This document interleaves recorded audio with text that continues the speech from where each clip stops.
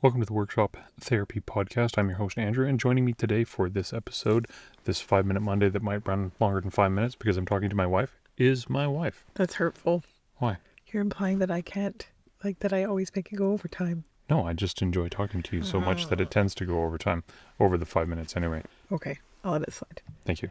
Anyway, so today's topic we've been talking about for the last couple of days, and it is when to ask for help, or is it okay to ask for help, or you should ask for help. So you've probably seen on my social media, I've been posting a few look at these interesting tools videos, and we've been helping my wife's parents prep for a move. And as a consequence, we're going through your grandpa's and great grandpa's tools and kind of sorting them out. And we've been talking about, for ourselves, we tend to be the people who want to help and not necessarily be helped. Yep. But as many of you, most of you know, I'm currently on disability because of my hands, and so I can't work. And so this has been an experience where, to be truthful, we've had to ask for a little bit of help because, I just the way things work out, right? Money's tight when you're living on disability. And going back to school. And have 3 children. And have 3 kids. And are homeschooling due to neurodiversity issues. Yeah. So we've been talking a lot about that subject then, about is it okay to ask for help? And our conclusion is... Did we get a conclusion? No. Okay.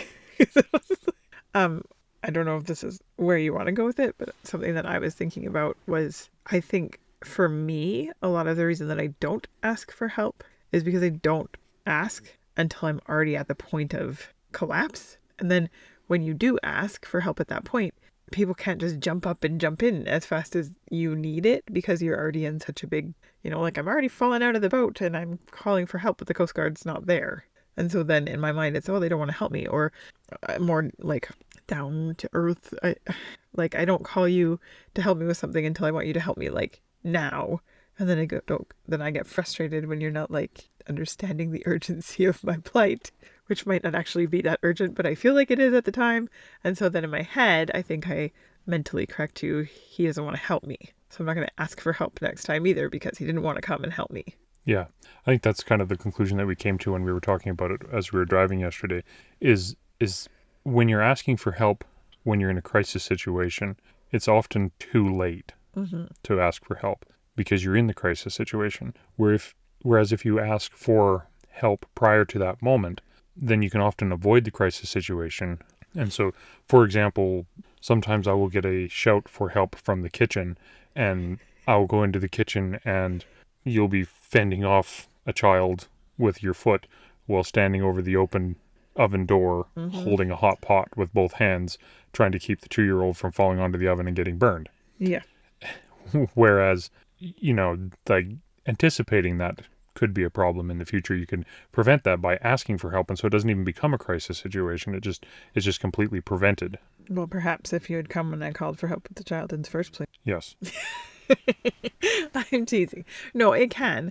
And I think that there's lots of instances where we can have it preventatively, where we can preventatively ask for help, or we can reach out to someone, or we can analyze a problem more effectively so that it doesn't get into crisis mode.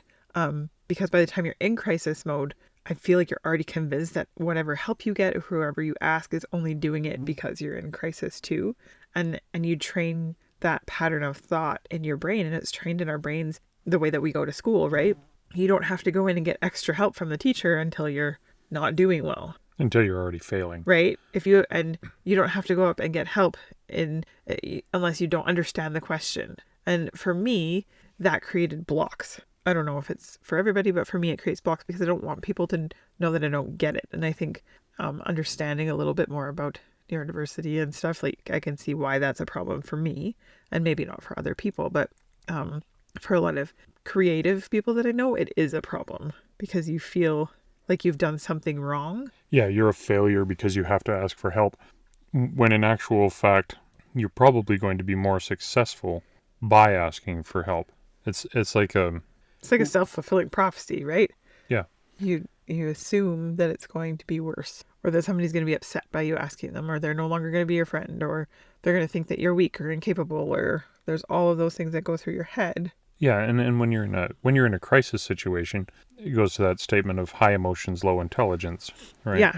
And so when you're in that crisis situation and everything is really super stressful, you have a high emotion um, going on in your brain.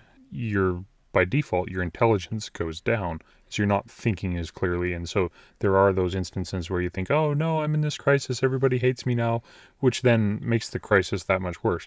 So whether it's a mental health thing or whether it's a creative thing, if you are looking ahead and planning to ask for help, that's one thing. But there's also an opportunity to just occasionally reach out and, hey, would you mind helping me with this? Well, and I think there's a point which y- instead of having to ask for help, you can ask for, hey, can we collaborate? You're better at this, I'm better at this. Can we work together on this? For so many things, and especially in like creative pursuits, it's okay that you're better at this than I'm better at this part. But I think we get that all or nothing thinking, and we either have to do it all or we can't do any of it. And if we miss part of it, then we failed. Yeah. I think quite often with creative people, it's that way, I want to do it all. I mean, I'm victim of that a lot, is that I want to be able to do everything perfectly when in actual fact, I can't. And so in order for me to excel, I do need to ask for help to get to a higher level than I'm capable of by myself. And I think there's a flip side to this too, especially with parenting, is knowing when it's too much help. Like if you're giving the help or asking for the help, there is a point where it's like, okay, here's this bit, or you can do that bit, but like knowing when to pull back a little bit so you're not creating like a codependent helping relationship too. Do you know what I mean? Yeah, when you're disempowering somebody by taking away their Yeah. ability and self-drive to do something. Yeah. Yeah. And I think sometimes that's what happens, or when I lose my like creative spark, is if I've like finally been like, oh, I can't do this, I need some help. And then somebody takes it farther than I thought I needed help in. And then I'm like, well, clearly I can't do this. And that project never gets touched again. Yeah. Do you know what I mean? Yeah. And I've been thinking about, like, from a mental health perspective, you have that, you get to the point of crisis in your head, and then everything becomes worse. And so maybe it's important for us as individuals to normalize for us just asking for help, being honest about when people ask, hey, how was your day today? I mean, I don't think it's like some people we know that, cry over spilled milk and, oh no, I stuck my finger in a vacuum and now I'm sad. But then the other extreme is there's other people who don't ask for help until, they're on death's door. And both situations are a problem. But if we're going to err on the side of caution, it's probably better to be complaining about the little things. And maybe not complaining is not the right word. When people ask, how was your day? Don't just say, oh yeah, it was fine. If you had a rough day, say, oh yeah, it was a rough day today. A little bit stressed. And then that kind of normalizes that, understanding of everybody has stress. Everybody needs help every once in a while. And so if you're willing to talk about it, then hopefully we'll never get to that crisis point. Does that make sense? I think so. I do think talking about it. And I think especially when you're in a relationship, it's important to establish those boundaries and to be okay saying to your partner, like your husband, your wife, whoever it is, just being like, hey, I need help, but I only need you to help me this much. I don't need you to take it beyond. I need you to reach that off the shelf for me. I don't then need you to open it or to take over making supper or whatever. Not that you do that, you don't, but you know what I'm saying? And I also need to be careful that I don't do that with our kids. Mm-hmm. When they ask for help and you want to be like, oh yeah, and let me pick you up and cuddle you and take that all away and you don't have to do it anymore. That's not actually helping them. Yeah, to some extent that's detrimental. Yeah. So did we answer our question yet? Or are we still confused on when it's appropriate to ask for help and when it's not? I don't think there's a like, no, you can't ask for help ever point, right? But I do think that there is a point where you have to, and maybe that's where it comes into. It comes into self-reflection and pre-planning to help that become less. So you're not always asking for help in a crisis, because then you're training yourself to think that you can't do things. Yeah, that's probably the most important thing is to, I mean, if you are in crisis and you need help, by all means ask for help. Yeah, no, but get help. But think then about it. Start to work towards where you're planning to a point that you can anticipate what you're going to need. And I think that's something that I struggle with a lot, is not looking at it until it is a crisis. And so I think if I could step back and plan out a little better and see where I'm going to need help and realize it's okay that I can't reach that. It's okay that I'm not able to keep the 2-year-old away from the oven and get the cast iron bread pan out that's really heavy, with feeling like she's going to be safe without having help in the room. There are those things that you can plan out. And then there's also going to be, that's going to reduce my anxiety. It's going to mean that I'm not yelling at the 2-year-old because I'm scared she's going to get burnt. So it's going to, reduce her levels of stress and all of those kinds of things. So yeah, I think that pre-planning and then that self-reflection at the end of the day, hey, that 5-minute journal, that jot down, I asked for help with this. This was really great. It'll help to retrain your brain so that you start making better patterns of asking for help. So I think the overall is ask for help more than you are necessarily doing. Mm-hmm.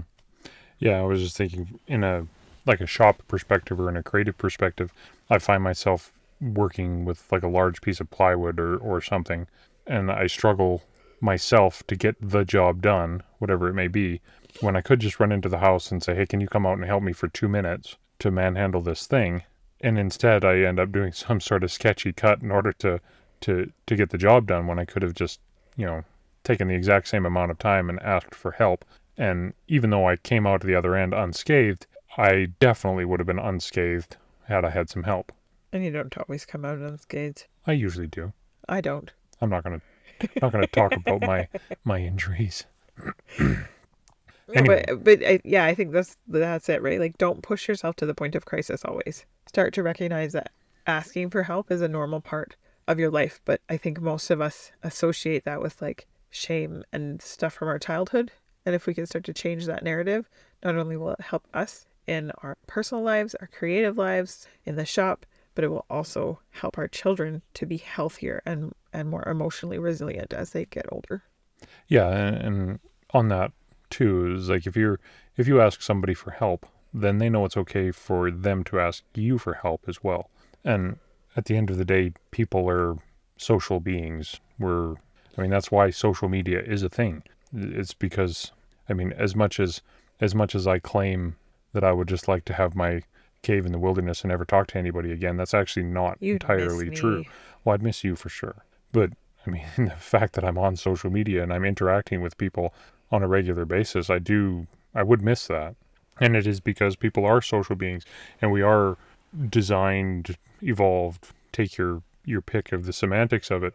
We're meant to work together, to build a community, to work together because no man is an island. All of those cliche metaphors that people use, they're true. We do need to reach out to other people to ask for help, and whether that's physical help or mental help or just somebody to listen to, those things are very important. Yeah, and asking for that help doesn't mean you are deficient. No, it means you're human. Yeah, and I think it actually means that you're more in tune with yourself and things going on with you. Like, I actually think that the asking for help makes you stronger, not weaker. If you're, and with the caveat of it not always being when you're in crisis, if you're able to start asking for help and getting that to a point where that's a normal, natural part of how you're doing things, and you're stopping seeing that asking for help as somebody saving you and starting to see it as collaboration. Yeah. Maybe that's the key actually is collaboration, because none of us want to be the burden on anybody else. Well, I'll take that back. Most of us don't want to have everything done for us. Like, we want to be independent people. But if we, like you said, if we normalize that asking for help and avoiding getting into the crisis situation, we'll ultimately be better off as individuals and as a community in general. Agreed. I think that's a great point to end on. That's good to me. Thanks for listening. And should ask for a 5-star review. If you like my wife, go on to Apple Podcasts and leave her a 5-star review and say she's great. If you don't say she's great, I'll block you. Not that I can block you on reviews. This works. But leave us a 5-star review. We'd appreciate it. You can also check out the Patreon stuff for the bonus content with other guests that get posted.